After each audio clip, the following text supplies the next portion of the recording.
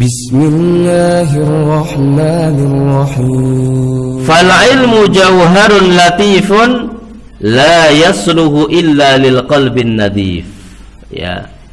Ini ungkapan yang sangat indah di sini. Ungkapan yang sangat indah dari seorang alim yang robani, yang sangat cinta dan sayang kepada murid-muridnya, yang sangat cinta dan sayang kepada para jamaahnya. Fal ilmu jauharun latifun, maka ilmu adalah permata yang mulia. Maka ilmu adalah permata yang mulia.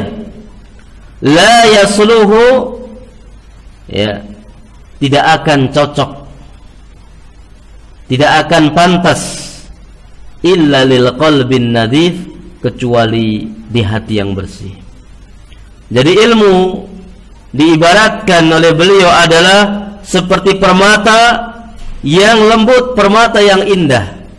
Ini seorang alim yang rabbani yang mengerti tentang berharganya ilmu, sehingga beliau sangat memperhatikan tentang ilmu, sehingga beliau mengatakan bahwa ilmu ini adalah merupakan jauharun latifun, permata yang indah, yang lembut, yang tidaklah pantas permata yang indah dan lembut tersebut kecuali masuk pada hati-hati yang suci, hati-hati yang bersih. Maka di saat kita menyatakan diri kita cinta dengan ilmu, ingin meraih ilmu syar'i yang barakah, yang nafi', yang sangat berlimpah dalam kehidupan kita, maka di saat-saat nasihat-nasihat ilmu telah ada pada diri kita, di saat amalan-amalan tentang ilmu syar'i dari ayat-ayat Allah maupun dari hadis Rasulullah SAW, sedikit demi sedikit kita praktekkan, yang sehingga hati kita menjadi hati yang lebih baik. Karena baiknya hati kita, karena sucinya hati kita, karena hilangnya kotoran-kotoran dan najis dari hati kita adalah dengan kita berbuat ketaatan kepada Allah Azza wa Jalla. Dan ini konsep di dalam tazkiyatun nafsi, konsep di dalam kita mensucikan jiwa kita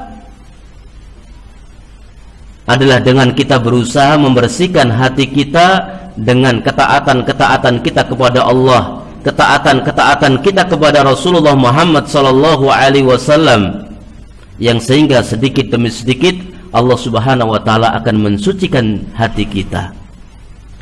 Maka kita bisa mensucikan hati kita di saat-saat kita tidak berada di majelis ilmu, dengan kita mengamalkan, mempraktekkan nasihat-nasihat ilmu syar'i dari ayat-ayat Allah dan hadis Rasulullah sallallahu alaihi wasallam dalam sela-sela waktu kita. Kita perhatikan tentang tauhid, kita perhatikan tentang tauhid rububiyah, tauhid uluhiyah, tauhid asma wa sifat. Kita perhatikan tentang salat 5 waktu kita, yang itu merupakan kewajiban bagi kita. Kita perhatikan bagaimana salat-salat sunnahnya, bagaimana puasa sunnahnya, ya, bagaimana zakatnya ketika memang sudah masuk kategori dia harus menunaikan zakat tersebut. Bagaimana infak kita, ya, ketika mampu untuk berhaji segera mendaftar. Kalau belum mampu, bisa untuk melakukan umrah dulu dan banyak berdoa di sana. Dan juga amal-amal saleh yang lainnya. Bagaimana kita dengan orang tua kita, ya. Maka saya ingatkan kepada diri saya dan juga kepada ikhwah sekalian, baik yang ada di majelis ataupun yang mengikuti secara online, Anda, wahai para suami, adalah bakti Anda kepada orang tua sampai orang tua diambil oleh Allah Subhanahu wa taala.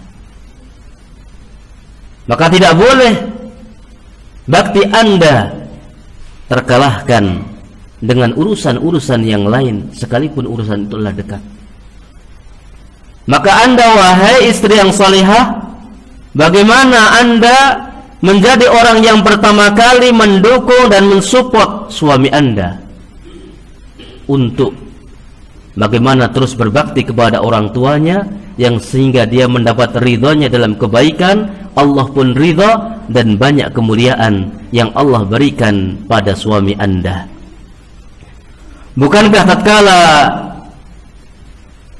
orang tua suami dari para istri yang salihah mendapatkan ridha orang tuanya, mendapatkan ridha dari bapaknya, mendapatkan ridha dari ibunya, yang kemudian Allah ridha, yang kemudian Allah Subhanahu wa taala berikan anugerah-anugerah yang lainnya, siapakah yang akan mendapatkan kucuran dari manfaat tersebut?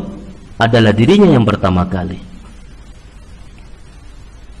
Maka seorang istri yang salihah adalah seorang istri yang sangat memperhatikan suaminya untuk berbakti kepada orang tuanya.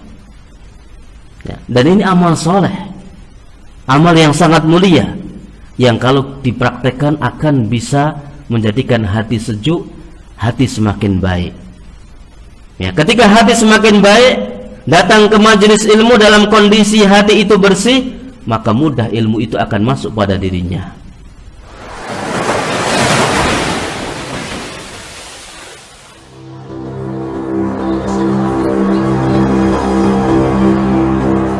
وذكر فإن الذكرى تنفع المؤمنين